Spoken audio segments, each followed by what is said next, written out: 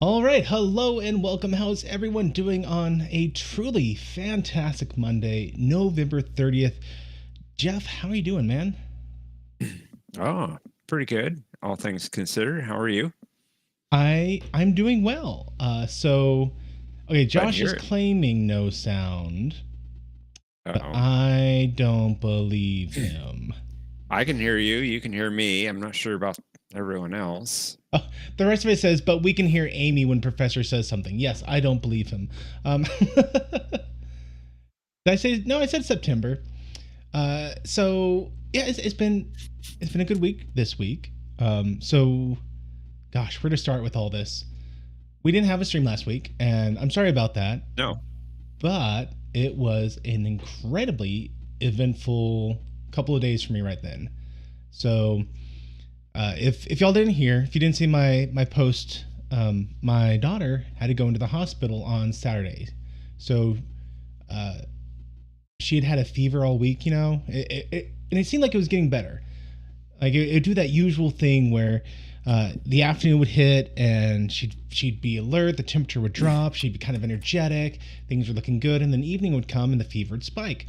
And so we were kind of debating about what we needed to do. We'd already gone in to see a doctor earlier that week, and they did some tests. She didn't have anything, just a virus, they said, so we weren't too concerned.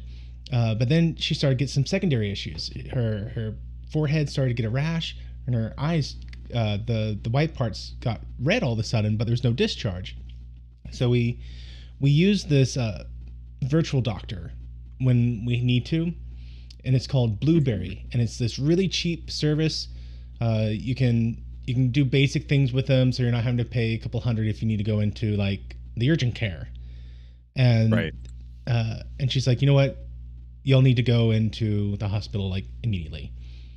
So we left, and thankfully my mom's in the area. So in fact, I think she was there, and we're like, hey, we're gonna take her in. So she was with my boys, and we get to they call them emergency departments now, not emergency rooms, they're departments. Uh, so we get to the ED, and uh, they admit her, and they take her temperature, and they're like, okay, so we don't want to concern you. And I'm like, well, you have failed with that sentence. My concern has skyrocketed because you said you don't want me to be concerned. But they're like, Understandable. yeah, they're like, okay, we're gonna move her from this pre-screen area into an emergency department room, and there are going to be people waiting there to immediately start doing things because they think maybe she was going septic at that point, had sepsis. There's something weird. We're getting conflicting. So later on, I saw a report that said her temperature had spiked way up high, like extremely dangerously high. And later It's on not their good. on the app, the like there's a web portal thing, and on that app it says that her temperature at admittance was 98.6, and like you don't scramble the troops for a 98.6 degree temperature. Like that doesn't make sense to me. But regardless of what it was, they were concerned. And so we go back there, and sure enough, there's like four or five guys waiting for us. And so they immediately put an IV line in her, and like they missed the first time. Like they're all digging around in her little hand trying to get to land, and it wouldn't land. And she's bawling in my lap. Poor thing. And they get it the second time. They draw blood. Uh, they get an IV hooked up to her or something, or they just got the port in at that point. Um, and they're like, okay, she's not. It wasn't 300, Joel. No, it was. They said it was 104. Um, Boy, that's high. and it's saying I jumped time to November. Did I really say November? I swear I said September. Uh, I actually didn't hear it, so I cannot verify either way. I'm gonna have to listen, and if I said November, I'll name the beginning of this November something or other. Uh, excuse me. So, um, and she took it like a champ. I told you all a couple of weeks ago, maybe a month at this point, I was at the ER with concerns about heart stuff, and it turned out just being ulcer. Doing fine now, but I was a bigger baby than she was about that IV line. Every time they gave me IV fluid in something, and it was the worst. Like it was cold as the fluid went into my veins, and I hated it. But she was a champ. She didn't complain at all. And so they're like, okay, she's not sepsis. All the tests came back. She's fine on that. But we're going to transfer you now to a overnight room.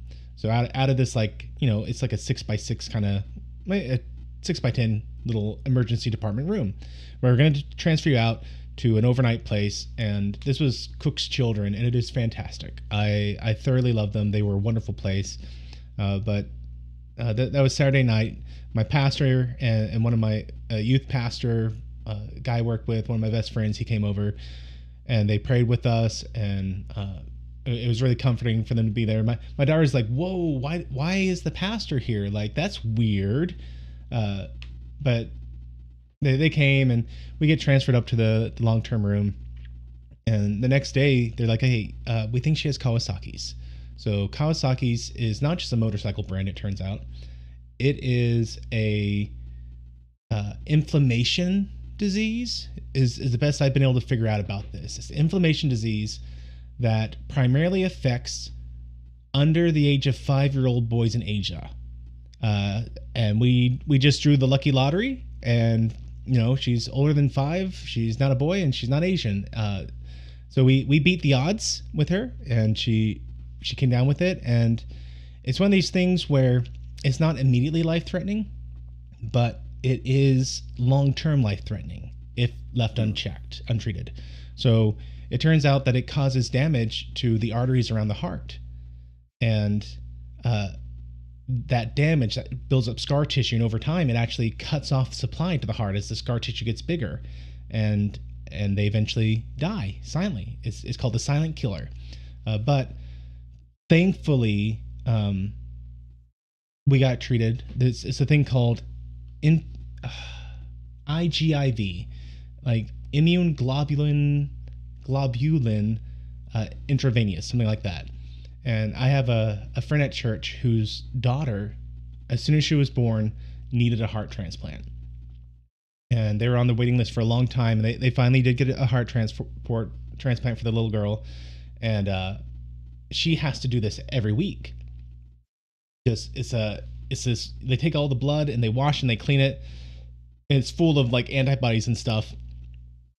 And it helps protect the heart from damage like this. And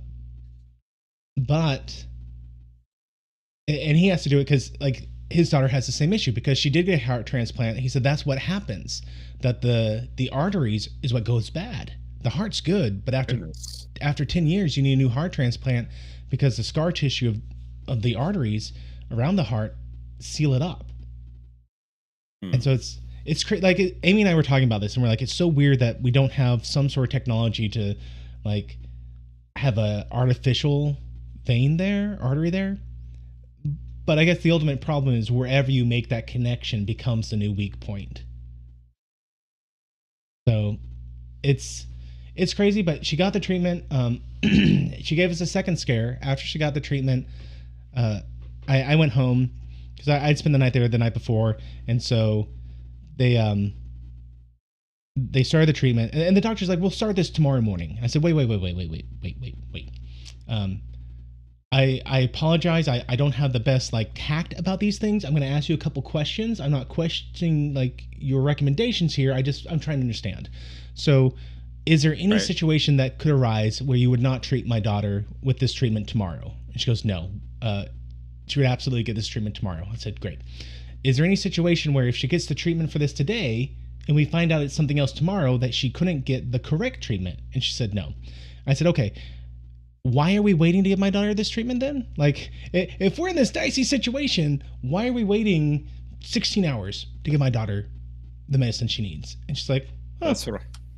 I guess there is no reason. Let's go ahead and get her started." I'm like, "Yeah, let's get her started. That'd be great." I don't blame you. That was a good question. Yeah. And he was saying, I guess it would have been easier to have complications during the day. That might have been it. Because she did end up having complications. So they start you off at a low dosage because it is technically a blood transplant. And you can have reactions to it. And so they start off at this low dosage. They work her way up. She's on the high dosage, at the correct dosage. It's a 10-hour long IV drip sort of thing. And she's been on it for a couple hours and like, hey, there's been no reactions. The odds of reacting at this point are minimal. So Amy's gonna spend the night. I'm gonna go home, and I sleep as well as I ever sleep. I've never slept well, but you know it was nice to be home on a real bed. And I wake up the next morning. I'm like, hey, hon, how'd it go? You know, no text messages, everything fine? She's like, oh no, oh no. I will give you all the details now. I was just letting you sleep. And I'm like, oh dear. So apparently her blood pressure just plummeted to the ground, and it was like, yeah. It's one of those things where they're keeping an eye out for it because it's one of the reactions that is like, hey, if we don't treat this quick, you die. So they treated it quick. They gave her a second IV line and pumped her full of fluid, and that the extra fluid in her system brought the blood pressure back up, and she was fine. And then it was an amazing thing. Monday morning, I get there. What's that? I just saw what Amy put in the chat. She said I saw 40 something on the screen at one point.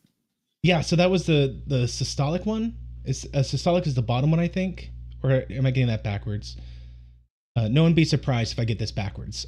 It's another name thing, but it was the bottom number I want to say, and I believe that's correct. yeah. So she almost died basically, and but you know I get there and she's groggy. She's not feeling good. She has two IVs now, one in each hand, and you know we get permission to take out to disconnect one of them. She only has the fluids now in the first one. And we take her to this playroom because it Cook's Children, wonderful place. As long as you don't have something that's like a communicable disease, you're allowed to go to the playroom. And she went there and she wasn't really feeling it. So I get down there and I'm building, you know, wooden railroad tracks with her, and all of a sudden just the switch flipped and she's running around and she's laughing and she's having a great time. And they told us this is what would happen, that if she had Kawasaki's and she gets this IVIG, there's just going to be a moment where the flip switches and that's it. That's the moment we're looking for. And so sure enough, it happened. And that's wonderful. It was. They had to stay another extra day. So we left Wednesday night, and it was intense. It was overwhelming. But, you know, God saw us safely through it. Our church has just wonderfully stepped up. They've been bringing us meals as we've been getting back to life here.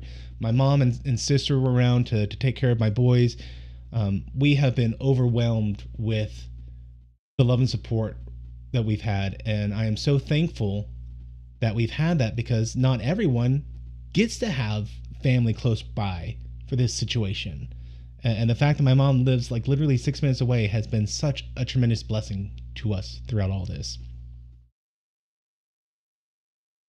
So yeah, that's God why we didn't have a stream in that last regard. week. Yeah. Yeah. And Jeff, I barely get home before you tell me about a couple things that you're going through. Well, yes. So we've had Anna in the chats last few months, and she and I are engaged. Woo! So that's great news. And I do love you, Anna. Thank you for being here tonight. Also, Anna has two boys, and one of them has been in the hospital for the better part of the last week and a half, unfortunately. He went in for his appendix. It needed to be taken out. So they took that out, and he went home the same day. Surprisingly, that surprised me very much that he went home the same day. 3 days later, he has so much pain and he can't keep food down that he goes back in the hospital.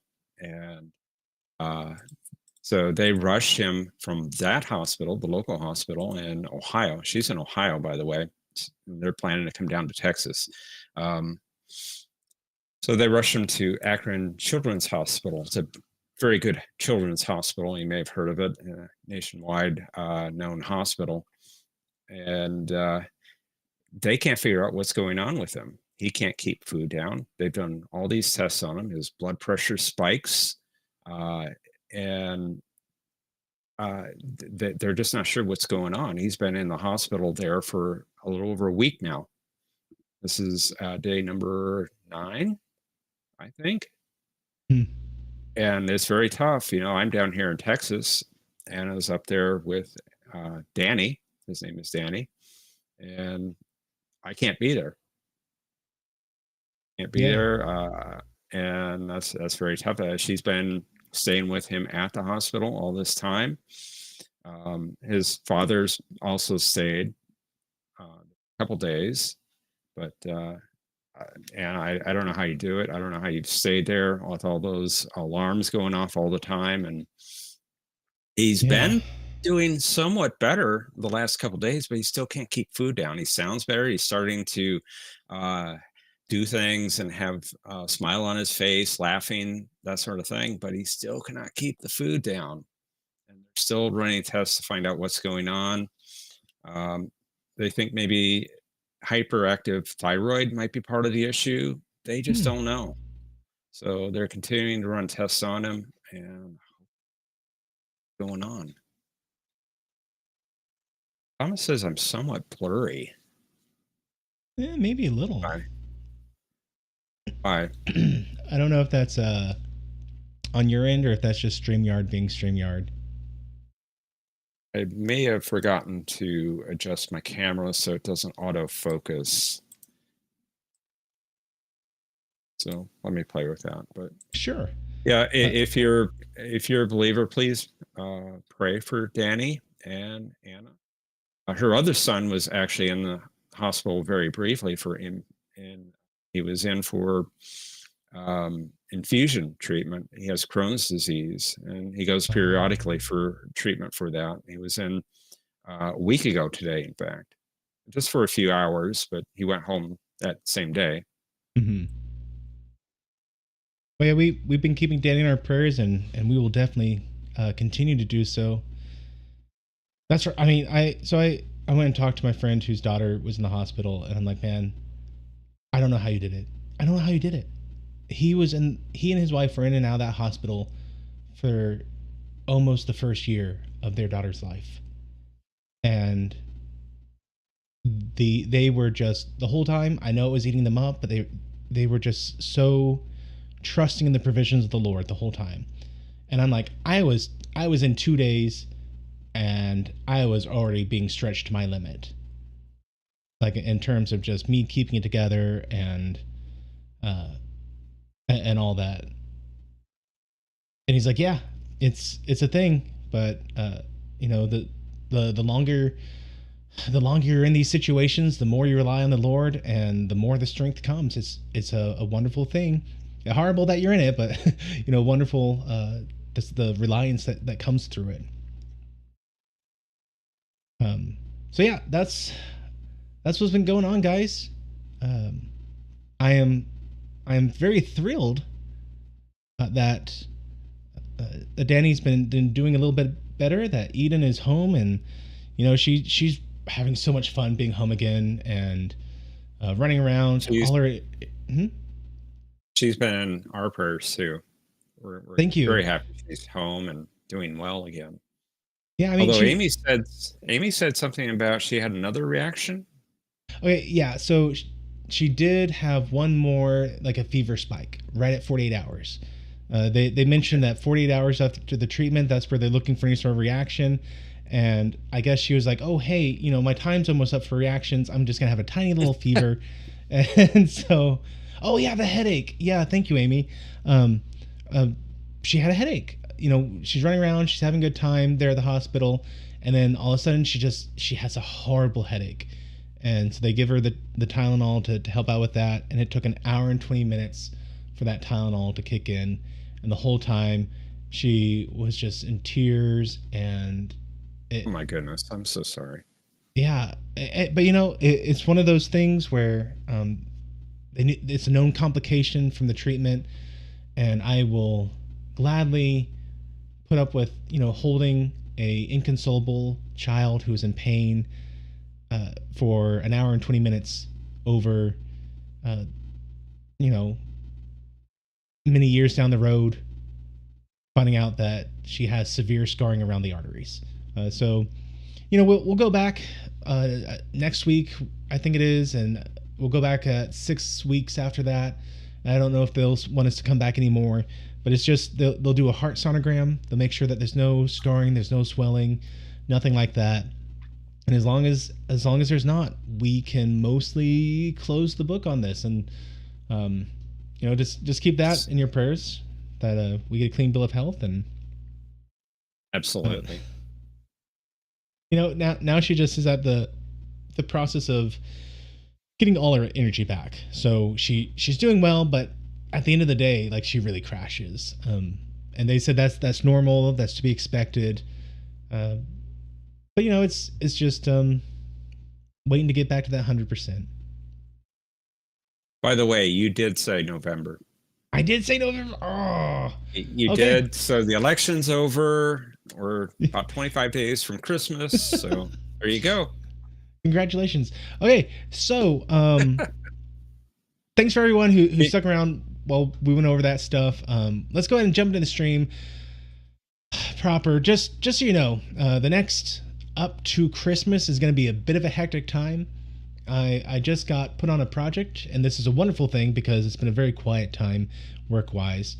So I'm very grateful for the work, but it is a project that's going to have me working late hours and randomly being in the field and stuff. So around 9 o'clock on a Monday, I will post if we're going to have a stream. If you don't see the stream scheduled by 9:30, sorry, I'm either going to be knee deep, neck deep in programming work, or I'm out of town, something like that. Just not able to do the stream that night. So it's going to be real hit and miss for the next couple months. But are you talking AM or PM? PM. I'm PM. sorry. Okay. I'm sorry. AM. So I try to make sure that by 9:30 AM, I schedule the stream.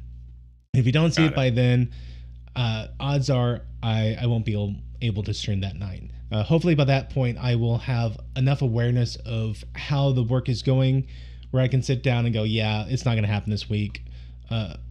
So we'll play it by ear, everyone. I do apologize in advance for kind of the hectic schedule it's going to be for the next 2.5 months, whatever it comes out to. But them's the breaks. And I'd much rather have the work than not have the work. So, no. My lighting does not make me look orange. That is my skin. I have... Evidently, I'm a pink skin. Yeah, you're pink skin today. I'm actually slightly red skinned. Been outside. You can't really tell it like in person. The camera does bring it up really obviously, but whenever I put my arm next to my wife's, she is very pale and I am very a red tinge to it. So it's just me. It's not the lighting. It's me.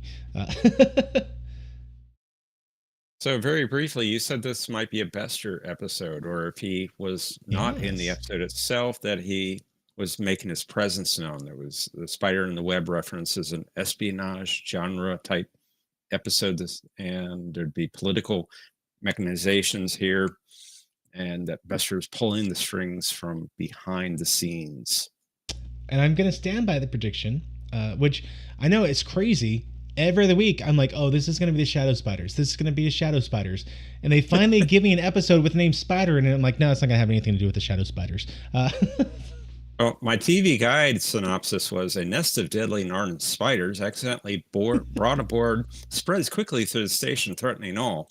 An ancient clunky robot wanders on the station, follows Lanier while shouting, "Danger!" I'd watch it. I still can't get over the fact that he was the boy from Lost in Space. There we go. Yeah. Will Robinson. Danger, Will Robinson. Danger, Will. So, I got the link already, guys. Come join us in the screening room. As always, you can join there during this time only, during the stream, to view it. As soon as we are done syncing up our live streams and the stream is over, it's gone. You can't watch it there anymore. Sorry. Instead, you will have to use your own source of Babylon 5. You can do it by buying it and watching it ad-free on Amazon. You can do it by going to Tubi TV and watching it for free with ads. Or, and this is always my recommendation, you can buy the physical Blu-rays, which I looked today are $83 for the complete series, minus the movies. So it's the complete Yes. serialized run of it, standard run, whatever you want to call it. The pilot plus the 5 seasons. And just so y'all know, October 8th and 9th are Prime days. So Yes. I would, if you're thinking about buying it, you might want to take a gamble. Like 83 is the lowest it's been in the past couple weeks, but you might want to take a gamble and see if they have any good deals October 8th and 9th, or I'd be patient even for Black Friday. Usually they do some good deals around that time, I've heard. So might be worth it. Indeed. That's only about 2 months away. Yeah. Or One, we if you're just going by missed my it. calendar. You missed it if you're going by my calendar. Yeah, that's right. It's November. You missed it. Sorry, everyone. Yeah, wait for Black Friday, Cyber Monday. Actually, November 30th would be a Saturday during Black Friday weekend. So, Ooh. hey, who knows? So let's go ahead and watch this. I'm looking forward to. Oh, and of course, as always, let me go ahead and bring up the. There we are. Bring that up. So if you want to watch this with us right now, but you don't have an ability to go to the screening room, or you're watching this sometime in the future, you're present, then obviously you can't go to the screening room. Don't worry, we got you covered. There's going to be a clip shown every 7-ish seconds. No audio, just a picture so you get an idea of what's going on. What I would be talking about if I wasn't getting distracted by some rabbit trail. So I'll give you a quick 3 countdown, and we'll all hit the play button so that if you're here in the future and you have your own copy of this and you want to watch it while we talk about it, you can be synced up with where we are. So 3, 2, 1, hit that play button, everyone. And I'm pretty sure, I mean, not totally sure, but I'm fairly confident that I shouldn't have any audio bleed through. I've been getting a little bit better about that. Yeah, Texas, hello to the future. So I do remember that 2 weeks ago, no, 3 weeks ago now, Ivanova got promoted. And so she's becoming the second in command to Sheridan. Well, she was already. She just got a promotion. Okay. Well, I make the distinction because in the first season, Garibaldi was kind of in that first co-star role position to Sinclair. Like they had that relationship. That's true. Whereas this one, they're making it more for her to be in that position.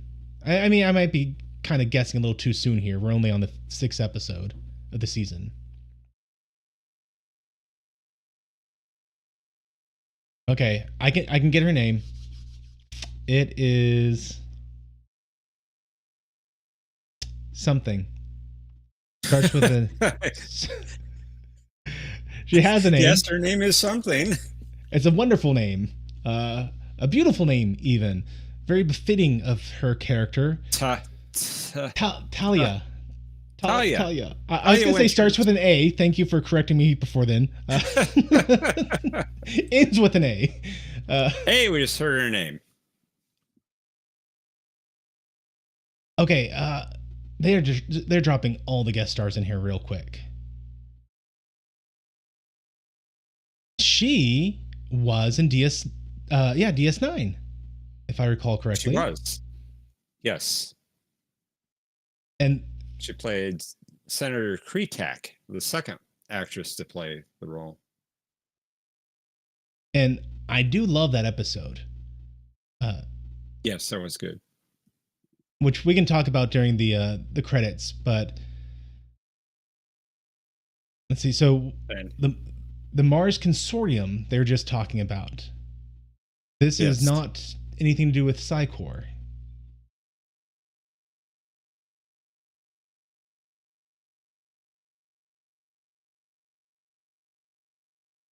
Why don't I just give her a new name like Dolores? Well, you know, Josh, I don't intentionally give these bad names.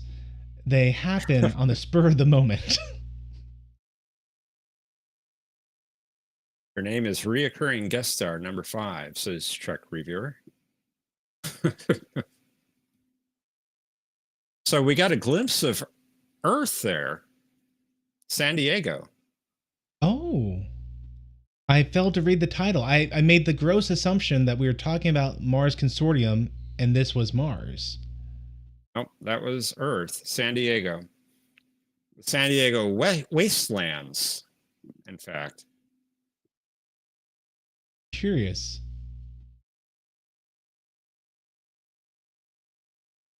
Okay, so I love the episode that her character of Senator Kraytak appears in. It's another one of the Section 31 episodes, which I firmly believe Section 31 should be treated like salt. You want just a pinch of it every now and then, and if you do a whole series about it, you're probably gonna, have heart problems. You're right. But the reason I love it so much is it showed how writing back then really understood how to grasp the nuance of complex ideas. Because they started off with just this great character who she is someone who truly believes in Romulan society. She wants to take care of it. She's a true patriot. And they're able to use her own beliefs against her to get rid of her, even though she was supporting the Federation at that time, because the long-term issue was they went, hey, she is such a patriot that if at some point in the future the Dominion came and made a really sweet deal for the Romulan people, she would take it, because that was what was best for the Romulans. She will always put the Romulans first. And so they used her own patriotism against her to get her, they basically implied, executed. They said, best case scenario, I think, was she will forever be in exile or in prison. But it's like she's probably going to be executed after this. And they were able to use Bashir's guiding principle of, like, I need to uphold the true values of the Federation against him to go against Kraytak to get her out of office and probably killed. Like, it was so well done.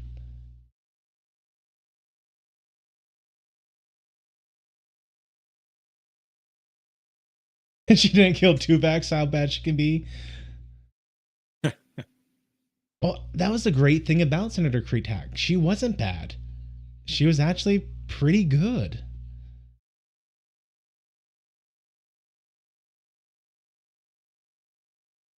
Hey, there's a name I recognize. Harlan Ellison. Yes. So the Martian Consortium is literally just like a corporation that owns Mars. Is that what I'm hearing correctly? Well, they're trying to free Mars from Earth. Okay. Now it's not Free Mars, which is more of a terrorist organization at this point, trying to do the same thing. Joel, will I recognize Harlan's face? No. Is Harlan in this? No. No. Now, I do recognize the lady who was on the call right there. She is Bluth, something Bluth from Arrested Development.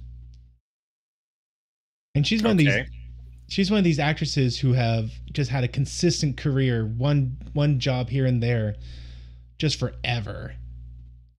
Well, she was slated to play Miranda Jones in Is There in Truth No Beauty in the original Star Trek series. Oh. She didn't get it. Yeah.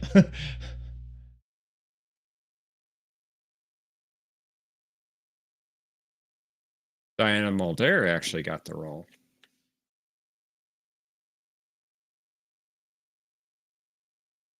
And yes, this is Adrian. Obviously, I'm not going to get her last name, but she's another one of these characters who just long history in film, and very famous sci-fi thriller films. I want to say. I think she was in The Thing, perhaps. That I could not verify. She was definitely someone that I remember was considered quite the heartthrob when she was in her youth. I don't think it was Brody.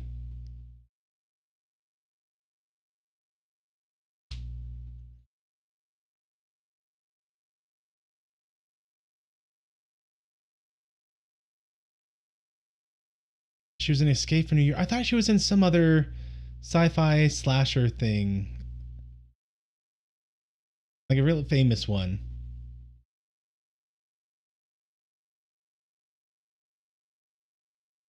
Yeah. Omni says she Okay. was also in The Thing.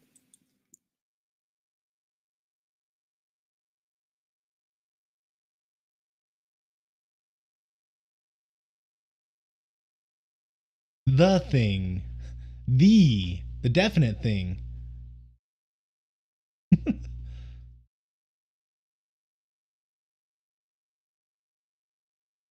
Oh, cool. Okay. So we're bringing back the Agamemnon, Agamemnon, yes. which was his previous command. Yes. So there's this conference on Babylon 5 right now with the Takar, a Mm-hmm. race, and he's the one that had first contact with him.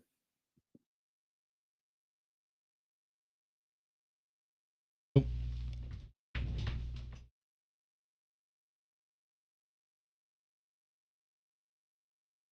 sorry, I put this just out of my reach there.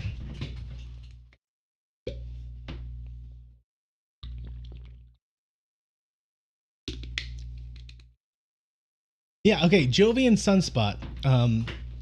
Is there an actual alcoholic drink with that kind of name? Because DS9 also had, or maybe it was TNG, mentioned some sort of spin on that drink. It was a something sunspot, like a Nebulan sunspot, or a. It was one where you like ting the rim of the glass and everything would swirl and look pretty. Yeah, it was Next Generation.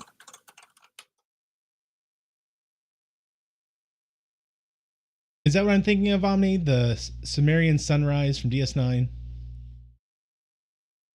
That sounds correct.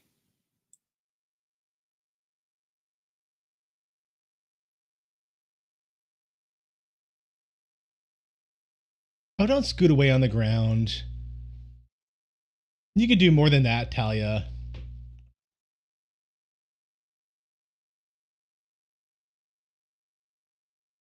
But then she wouldn't have this vision.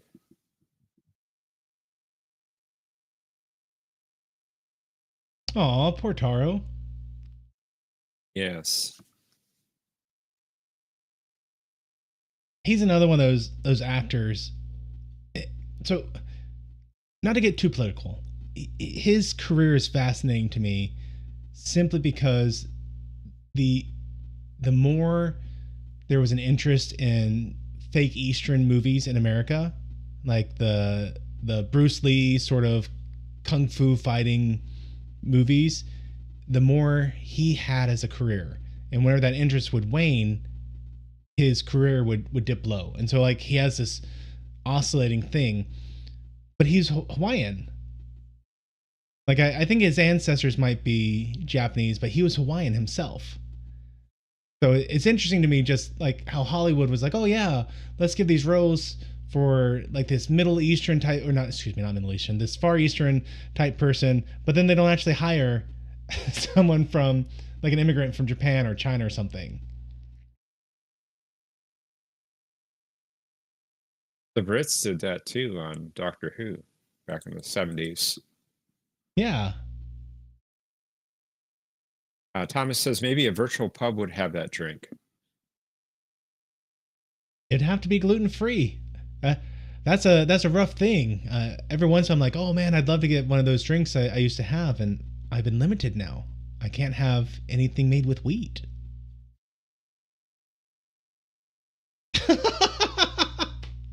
Okay, so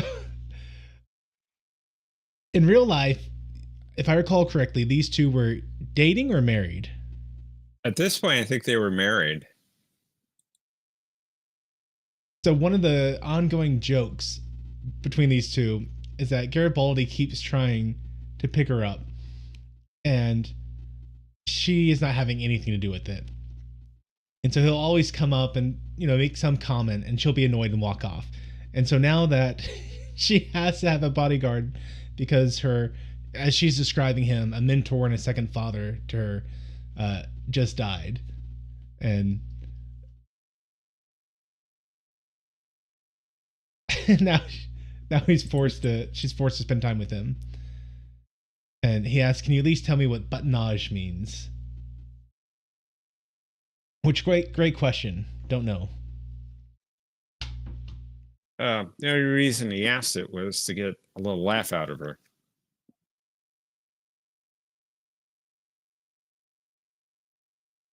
Let's see. Buttonnage is the French term for stirring settled lees back into wine. And to remind you, lees are sediment of winemaking, usually made up of dried yeast and bits of grape seeds. Awesome. Hey, Shy, no, go interrupt. That is perfectly fine. We are on Season 2, Episode 6, Spider in the Web.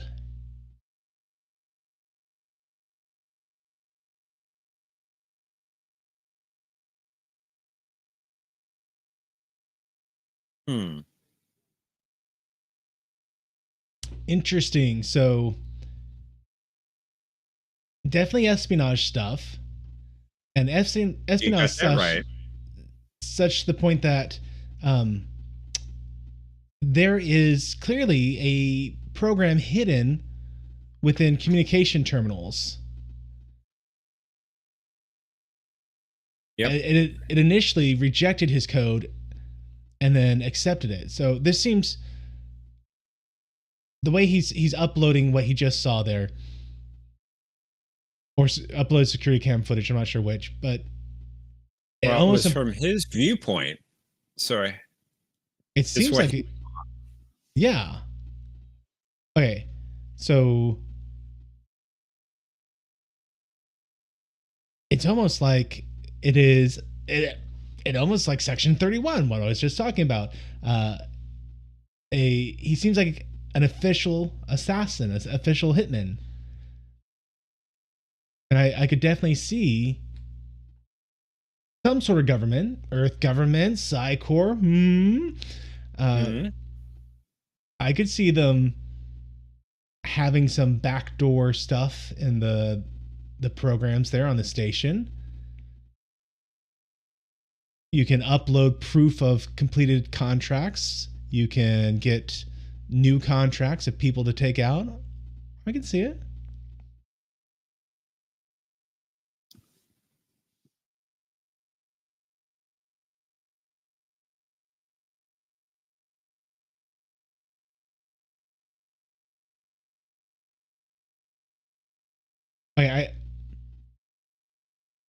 I like the good writing they did right there. Talia both expressed her trust, excuse me, Ivanova both expresses her trust in Talia, something that she had to gain over the last season, while still holding on to the fact that, Talia's first loyalty is to Psy-Corps, which I personally think might be weaker now than it was at the beginning of the series. That after the events with Ironside, I think was his name. Ironheart. I was so close. So close. So close. After the events with Ironheart, I feel like her loyalty, while still having a lot of loyalty for them, has diminished slightly.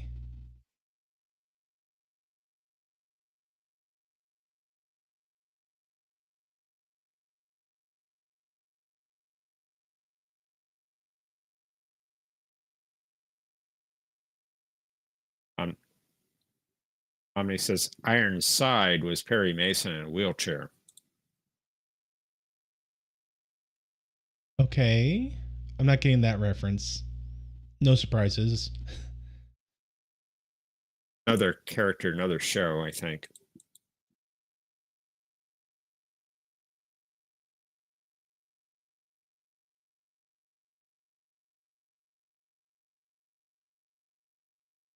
Okay, so uh, the Asian guy, Talia's adopted stepfather, so it was, or not stepfather, father figure. Um, that guy was representing the Mars Consortium, right? Well, no, she is. She's more okay. And he was trying to broker a deal that would help Mars become an independent state or planet through a Interesting. business deal. It would take maybe 10 years to do it, and it would do it without bloodshed, without any violence. And she just made the comment that by killing him, they just lost their best opportunity for Mars to be free. Yes. Which I think would fit in line with Psy-Core based on what we've seen so far. No spoilers if I'm wrong, everyone.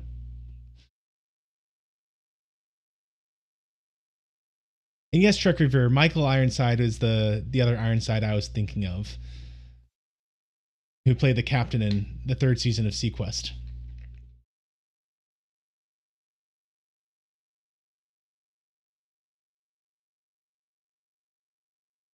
Hmm. Sheridan seems to know something.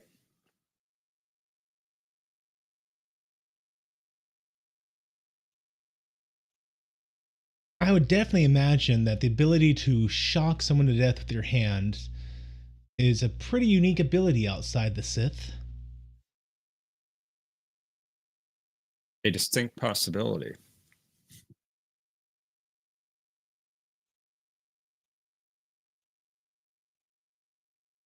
Man, he doesn't like anyone. And he strikes again.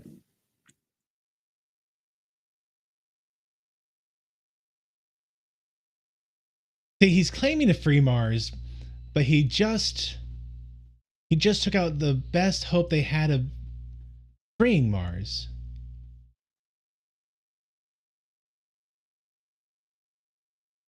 Okay. Okay. Uh yes. I was about to say I think that we were just seeing that from his point of view. Very The good. the explosion. I missed it the first time, but now that we see it the second time, I really get the feeling that he himself died at some point, either purposely, someone killed him specifically or mostly killed, let's say. Someone mostly killed him on purpose, or uh, they took advantage of someone who was mostly dead and augmented him, turning him into a killing machine.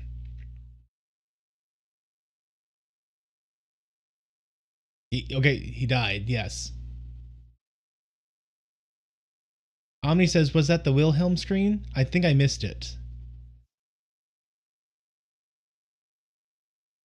Yes, Trevor Lawrence. He's been mostly dead all day.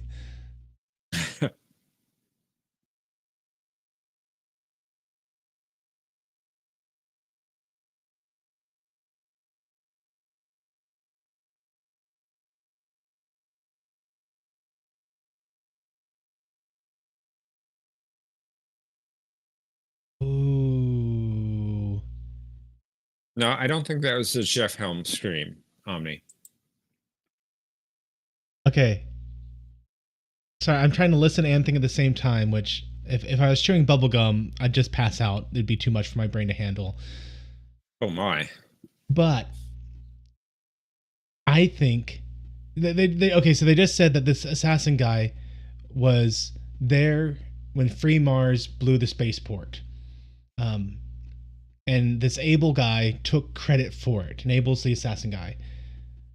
I think that the Psy-Corps has brainwashed this man to be the leader of this Free Mars movement, specifically to ferment unrest to achieve their goals.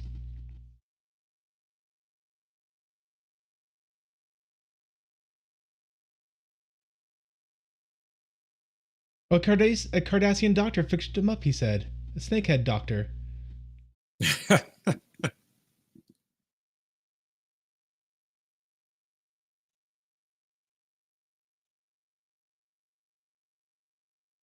Okay, so she wants to know why he killed Hisogi, and he says, "I haven't killed anyone." So the question is his memory waking up, and he legitimately doesn't remember committing these acts of violence, or is he lying about everything?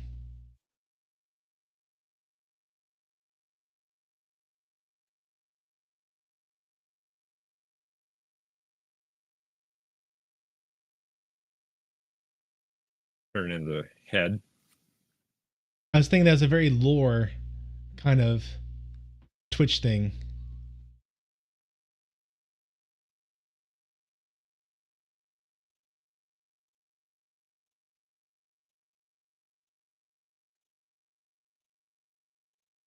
That part seems maybe a little genuine. Omni, I've changed. I have a Luke Skywalker hand.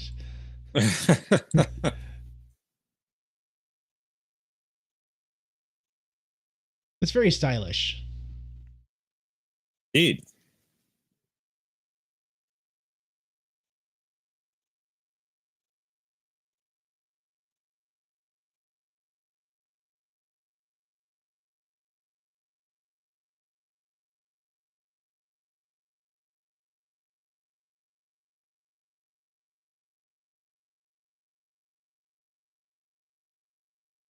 Oh.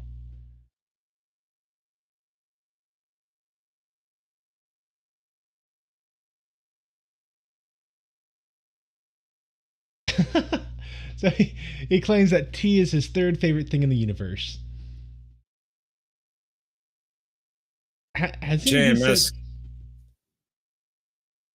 JMS has said that the third favorite thing for Garibaldi is whatever the member of the opposite sex is drinking. I was gonna say he's mentioned his third favorite thing in the past and was not tea. If I Second okay, favorite thing he mentioned. his first favorite being Looney Tunes or maybe Daffy Duck specifically. No, that was the second. That was the second. Okay. That was the second.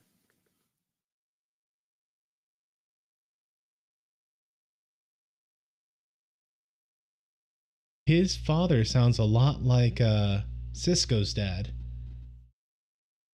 Cooked like an angel, swore like a devil. Hmm.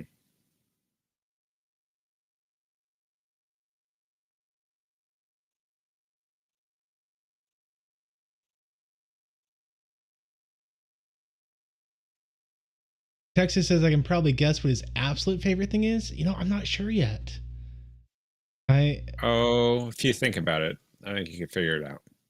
I see him as a man who sets everyone up to assume what his favorite thing is, and then throws them with a curveball. Like, oh no, my favorite thing is, hot rods.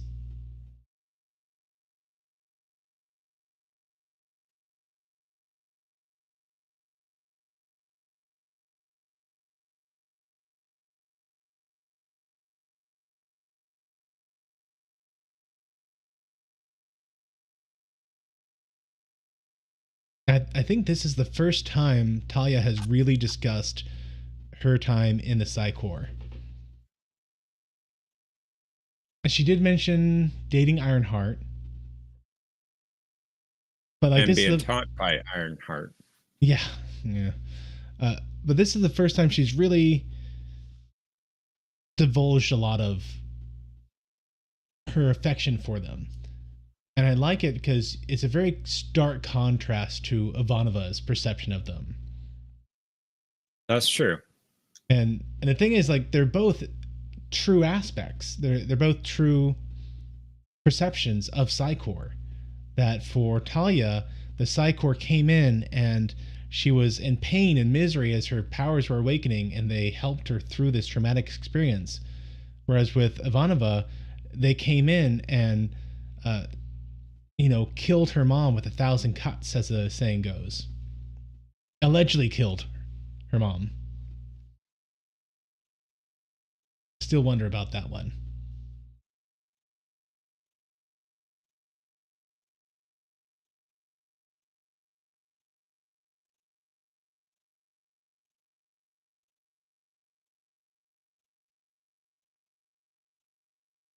Thomas is trying to summon John, I see. I don't think it works Yes. like Beetlejuice.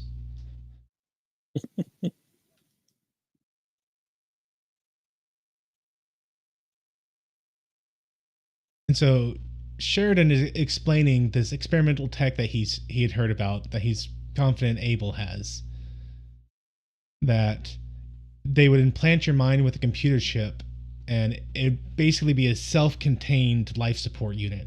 It would keep you going until your body could repair itself.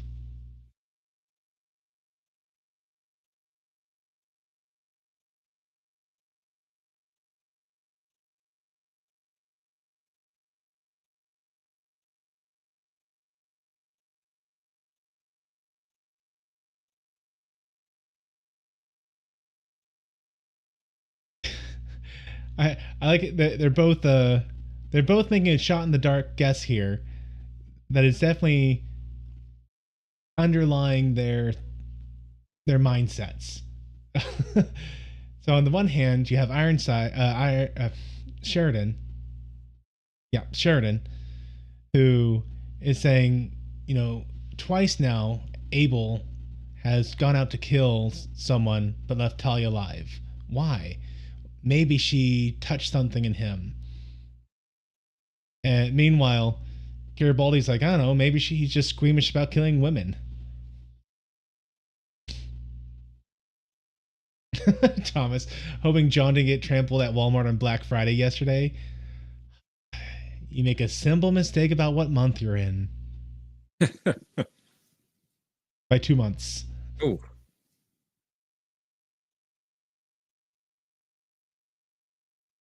oh, Josh is saying that the actors that play Garibaldi and Talia got married between season 2 and 3, so they're not married yet. Okay. They're probably starting to date? Thinking about dating at this point? Definitely dating by now. I think they were dating during season 1, actually. Oh, good for them. Zach Allen. That's a new name. Okay, now someone mentioned Harlan spoke. Was that it? No.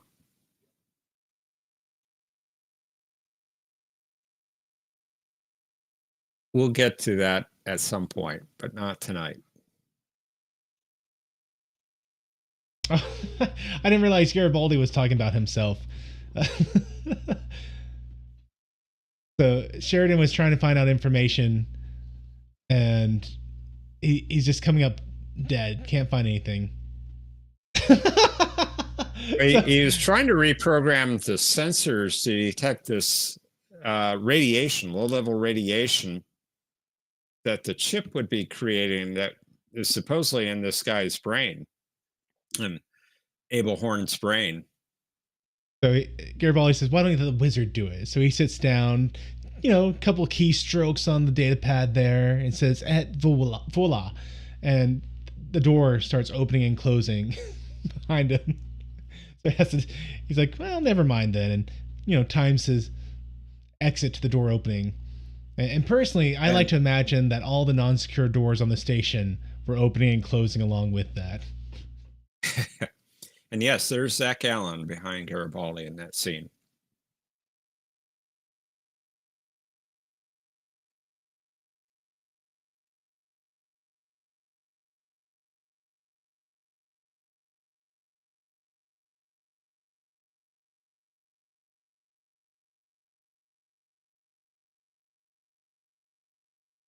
So maybe she's dead?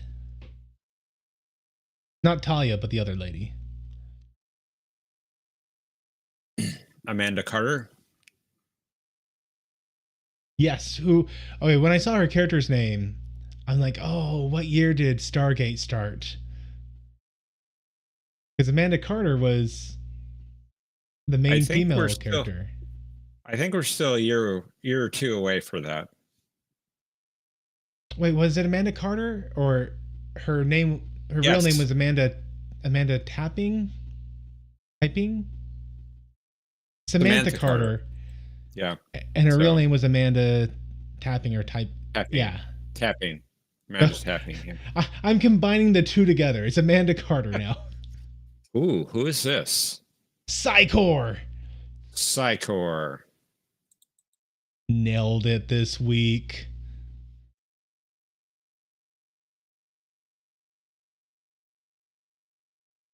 So he's a $6 million assassin.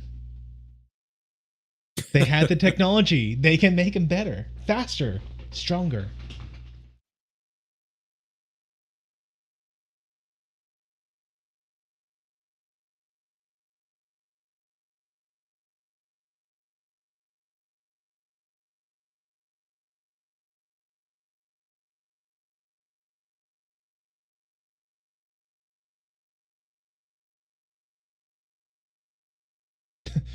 Remember, this guy kills by touch. Red shirt, you go in first. No, Garibaldi went in first. Good for him. He did. Yep.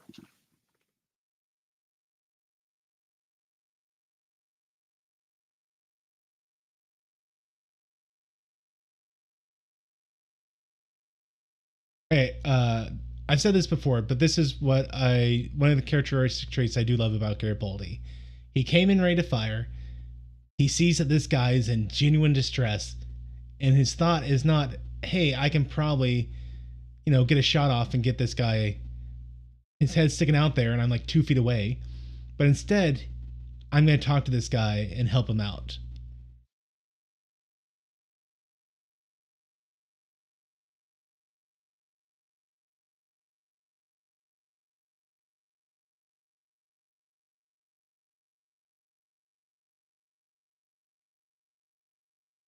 Oh, good. She wasn't dead. Excuse me. That was my thought too, Omni. They're using you. There's a hole in your head. There's a hole in your mind.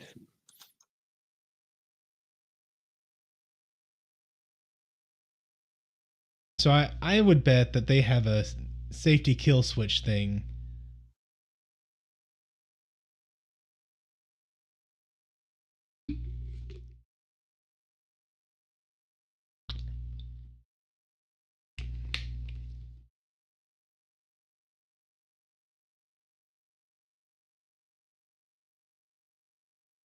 But we won't find out. Yeah, the sands are red though, aren't they?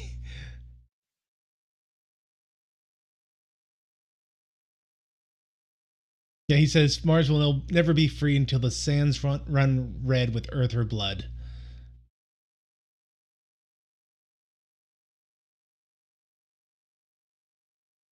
Okay, so I wasn't right about there being a kill switch, but there is a dispose of evidence switch once he's dead. Apparently so.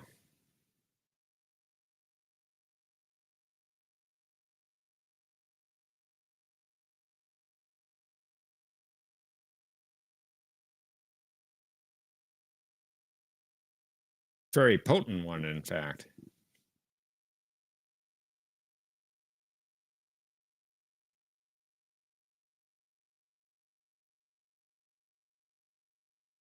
So, Amanda Carter made the comment that I think it was her who made a comment that he was being used to portray his own people.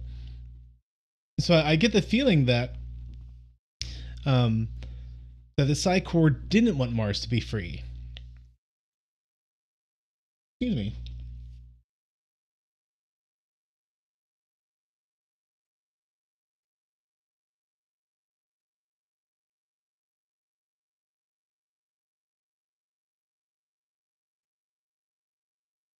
Tom is saying Wonder Woman? Was she Wonder Woman? Not to my knowledge.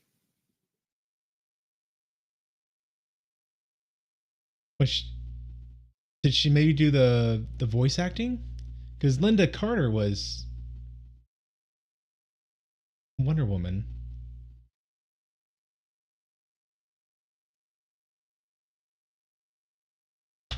Or is Linda Carter the nom de plume of Wonder Woman?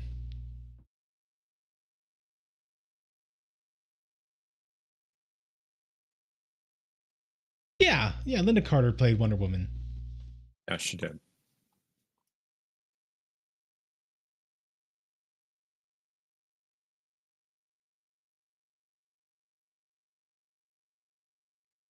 Yeah, her name was Diana. Yeah, Princess Diana. Yeah, there we go. It eventually comes here. Usually gets mixed up a little bit and comes right back out, but it all winds up there. Yeah, I'm not sure what Thomas is going on about though.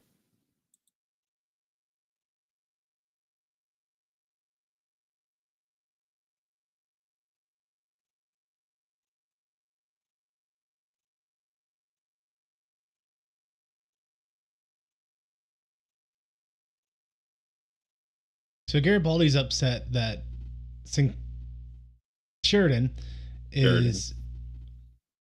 is letting Amanda Carter go.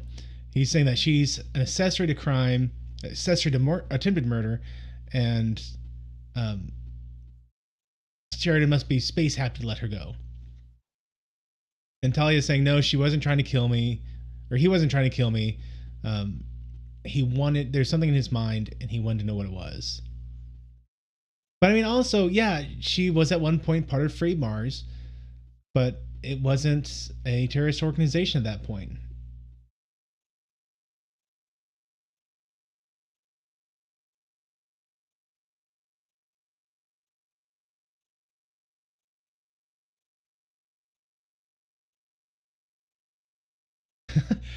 So Garibaldi wants to know how Sheridan knew about the Lazarus Project. That's the name of the chip that was in Abel's head. And he says, well, some people collect coins and I collect secrets.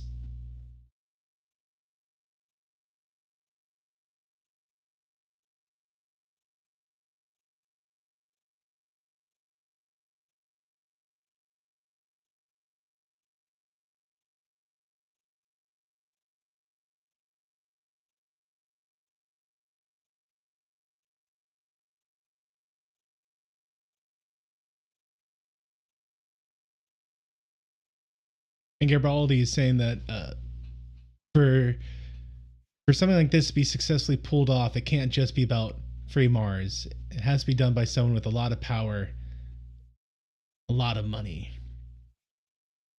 And Sheridan's saying, "Yep, promise me, promise me you'll never repeat what I'm about to say outside this room." And he's describing Section 31. The the Dirty Trick Squad is what he calls them.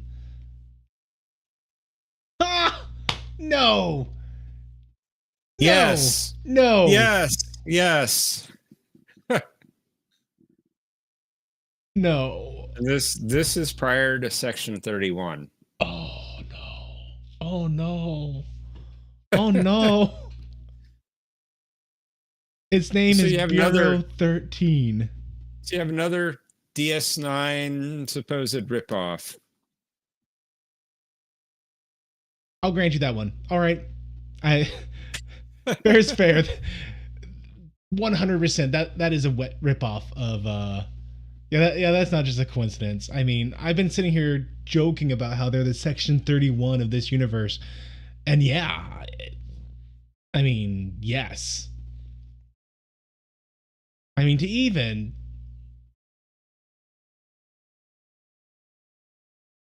Okay, so this Kaleidoscope program's name is 13. Actually, her name is 13. Hmm. The voice you're hearing is Control.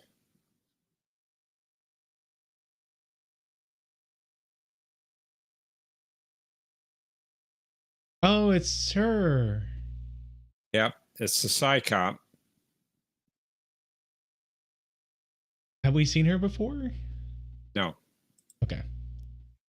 But I honestly couldn't tell.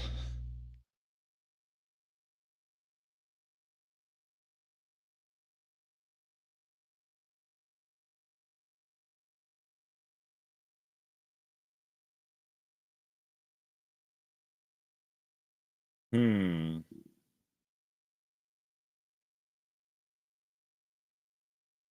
Wow. Wow. So, two major surprises in this episode. One is I nailed it. I nailed it with my prediction. You did. Very good. Minus Very good. minus the fact we didn't get to see Besker. No, we didn't get to see Bester. But is he behind it all? You kind of speculated that he might be. So I kind of wonder if at this point in time they didn't plan for him to be. Sorry, not Besker. I did say Besker. Bester. Uh, Close enough, says It's Joel. the best. I mean, for me, it's like hitting in the bullseye almost. Um, so I kind of wonder if at this point in time they hadn't planned on Bester coming back, and maybe Control and this Psychor cop was going to be kind of the big baddie. But I do somewhat suspect that eventually we'll find out Bester's the one behind it. Now, honestly, I can't see this going two ways. I can see either Bester's going to be the one behind it, or I can see that Bester becomes this sympathetic enemy type character, where yes, we are annoyed with him. He's always getting underfoot, stuff like that. But he's the enemy. He's the enemy of our enemy, and so you end up building up like this begrudging relationship with him, where he too is against this control group because they're in his way to power, something like that. And so as a result, you have someone like that to focus your enmity on, and the person who was at one point the villain now becomes kind of affiliated with the good guys and becomes like a fan favorite. I could see it going down like that. Thomas, is there an Agent 86? Only if there's an Agent 99 to go with it. Right. Josh, I did not watch this episode. Look at my reaction when they said Bureau 13. I had not watched this episode, and that was the other big thing this episode did. One, okay, obviously they set up this organization, but two, wow. I was waiting for your reaction to that. Wow. I mean, just the guts you have to be like, oh, we have a shadow organization too that operates behind the scenes, and they do all the black covert. Like, he's literally describing everything they described about Section 31. I'm like, okay, this is a common theme in espionage. You got this shadow organization, no big. It's Bureau 13. I'm like, okay, yes, you stole it. This is like 3 years before Section 31, 3 or 4 years. Incredible. Absolutely incredible. Jeff, what did you think of this week's episode? I enjoyed this episode. Better than last week, that's for sure. A lot of good acting. It was a good story for Talia, which we have not seen Miss Winters in quite a while now. So it was good to have her back on the show. We get more background information as far as what's going on with Mars and Free Mars, the provisional government on Mars, the effort to try to have an independent Mars. So that was all good information. We got information from Sheridan, his little bit of a background on him. He likes to collect secrets. He had first contact with this race that was mentioned in this episode. So yeah, we get his character filled out a little bit more in this episode. Bureau 13. That was a great addition to the show, I think. And incidentally, they did not know this before they wrote the script for this episode. Bureau 13 was actually a role-playing game. It was the name of a role-playing game back then. Oh. And once they found out that there was this game called Bureau 13, they no longer used the name Bureau 13 in the show. Now, that might be a minor spoiler. So they call it Control from now on, I believe. And someone may correct me on that if I'm wrong. But they don't use Bureau 13 after this. But it was a good addition to the show. I want to know who Control is. Control seems to be somebody on the station. So who is that? It was good to see San Diego. even though it was blown away by a nuke. It's part of the Badlands and supposedly in an area you're not supposed to go to right now. It's so uninhabitable. So, and by the way, most of the effects on this show were CGI. The San Diego wastelands that they depicted was an actual physical model. So that was a rare Hmm. occasion for a physical model on the show. But this was a good episode, I thought. And we get some information about how they experimented with adding AI to a brain, to a humanoid brain in this episode. And I kind of wonder if they got this technology from the Dilgar, because Sheridan mentioned this was about 30 years ago. The Earth Alliance was in a war with the Dilgar, and the Dilgar were experimenting with this um, before the Earth Alliance defeated them. So did they gain this Hmm. technology? Kind of like the Allies getting rocketry from the Germans. So overall, this was a good episode. I liked it. Yeah. And I And had to look Omni's up going Deathwalker, and so did Trevor Lorne. I had to look up this Bureau 13 thing. And I actually see there is a Bureau 13 video game from 95 called Yes, that's it. Stalking the Night Fantastic. No. Stalking. Okay, Bureau 13 Stalking the Night Fantastic is the tabletop role playing game. Yep, it's a role playing game. And then there's a Bureau 13 video game that came out in 95. So I guess Okay. Bureau 13 just has this nice ring to it. Yeah. JMS actually went to the creators of the game and said, we didn't know that you had a game named after this. We used this name because it sounded good. And we apologize for using the name. They were cool with it. They were going to let them continue to use the name. But our JMS didn't want to have any issues or claims that, well, they stole this name. So they changed it. It's time that we get a reference to it. Hmm. Hmm. And San Diego, by the way, JMS actually lived there for several years.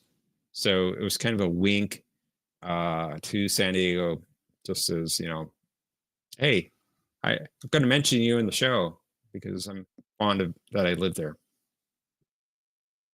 Have we heard about San Diego being destroyed in this show yet?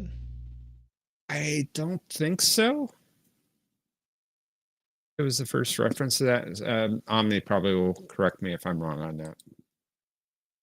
Because up till now, I wasn't aware that Earth had wastelands in it. Oh, okay. Texas is saying it was on a newspaper. It was printed on a newspaper in the show. Oh, okay. You're right. You're right. And the sky full. Okay. Season Okay. one. I think I remember someone calling that out. They said, "Hey Matt, did you notice the headline there?" And obviously I hadn't. There were a lot of headlines on that newspaper. Probably the big one, which we've already mentioned, was Psycor backing the vice president, mm-hmm.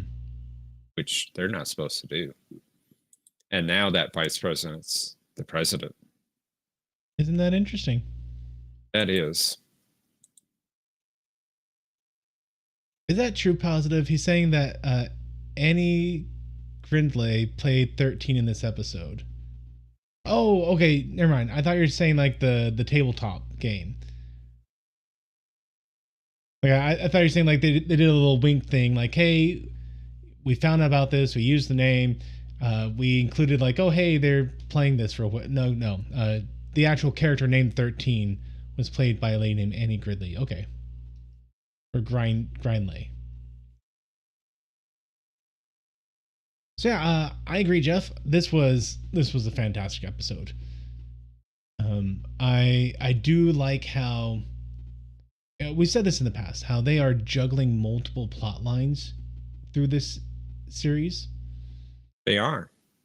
And I like how we have stepped away from the growing darkness and the spider shadow aliens and back to, hey, by the way, remember all the stuff going on with the assassination of the president and the Psi Corps and the Free Mars movement and all the somewhat mundane things that are going on? I mean, mundane comparatively speaking.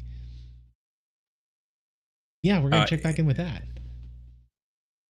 I don't know if you noticed, the first time we saw 13, there was a video of the president, President Clark, in the background playing, saying I that did he was going notice.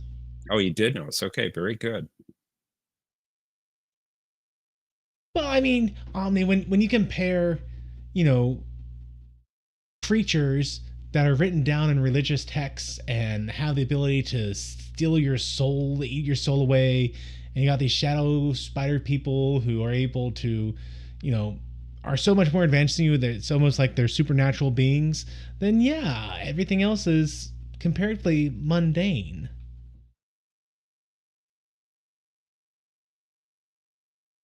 Hey, Kay Roberts, how you doing tonight? Welcome, Kay So Roberts. excellent episode. I cannot believe I guessed at all that well. He did Uh, very well. to be fair, Spider in the Web is such a cloak and dagger espionage kind of title. They made it easy for me to get that one, and I appreciated that. So You still did very well. Soulmates is next week. It is.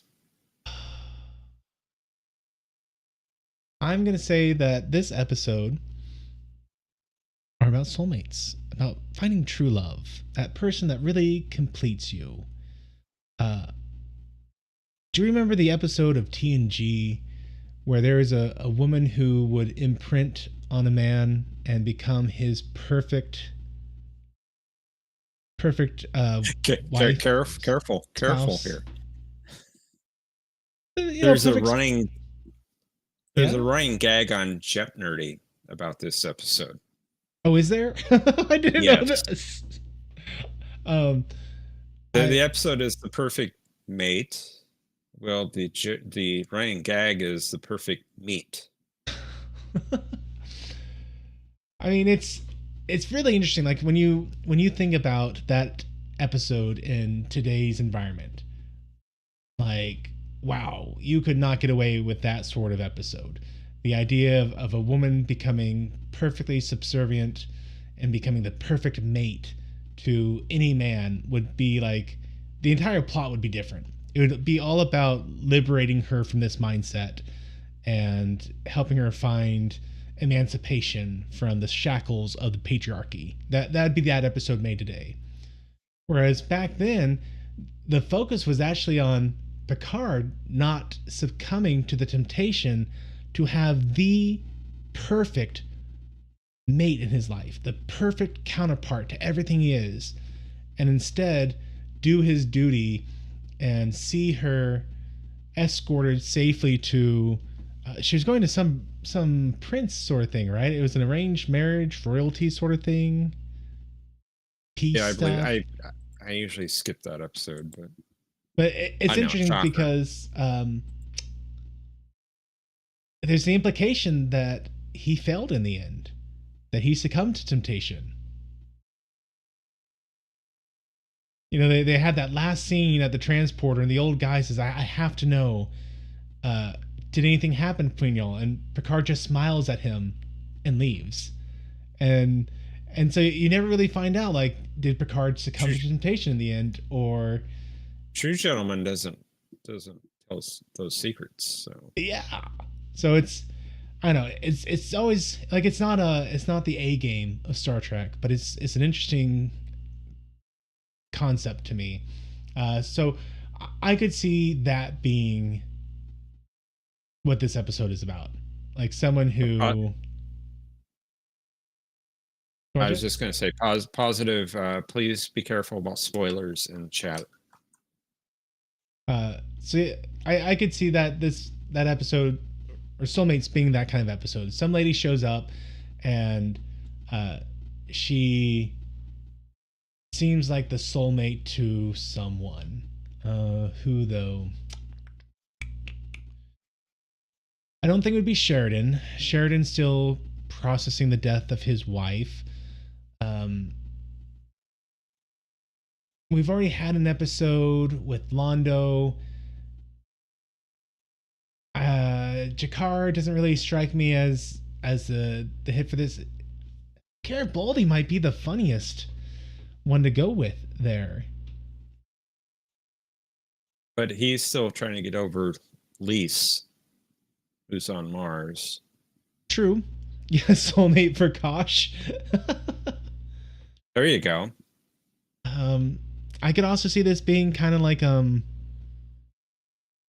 the Pon Far episode of POS, where you find out that Spock has a betrothed.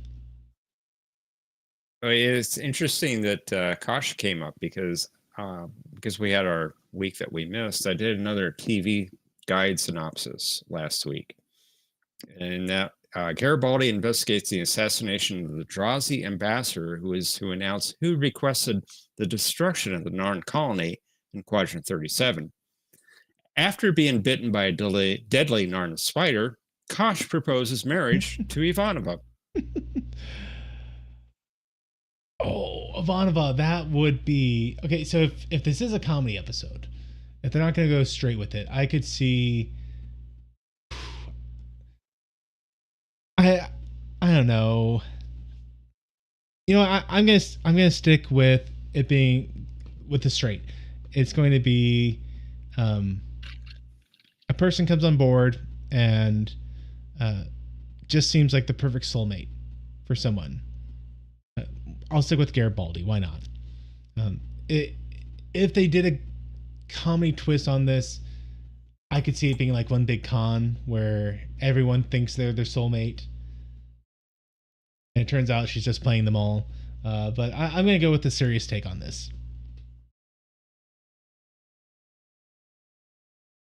Okay, sounds good. We'll see how close you come. You did very well last time. I did. So it will be another, considering my work schedule, 6 months before I get another one right, I think. We'll see. You might surprise yourself. Maybe. So, Jeff, any final thoughts about this episode? It was well done. I enjoyed it. A lot of good stuff on Talia, on Sheridan, on San Diego. We got Bureau 13. Haha, DS9. Haha. And I think there was some good scenes there with Garibaldi and Talia together. I enjoyed it. It was a fun episode, and definitely kept things moving. I think someone mentioned there wasn't really that much of a B plot. Maybe a very minor one. Yeah, but yeah, if there was, it was very much tied in with the main plot. Yeah. So great episode, and I look forward to seeing you all next week, which next week should be fine. I don't think there's going to be any problems with the stream next week. The week after, I think, is when I'm supposed to start getting kind of busy. Like I said, I'll post the stream by about 9:30 a.m. if we're going to be able to do it. So just keep an eye open for the scheduled stream. I look forward to seeing you all next week at the hour of scampering. Take care, everyone. Good night, all. Thanks for joining us. Thanks for watching this video. If you enjoyed it, please be sure to hit that like button and share it with your friends. If you haven't subscribed yet, I hope you will. And be sure to hit that bell icon to be notified of all the updates I do on this channel. If you want to support the work I'm doing here, then I hope you'll consider becoming one of my Patreons, where you'll get early access to all kinds of videos. And until the next time, may the Lord bless you and keep you. May he cause his face to shine upon you and be gracious to you. May the Lord lift up his countenance upon you and give you peace. Amen.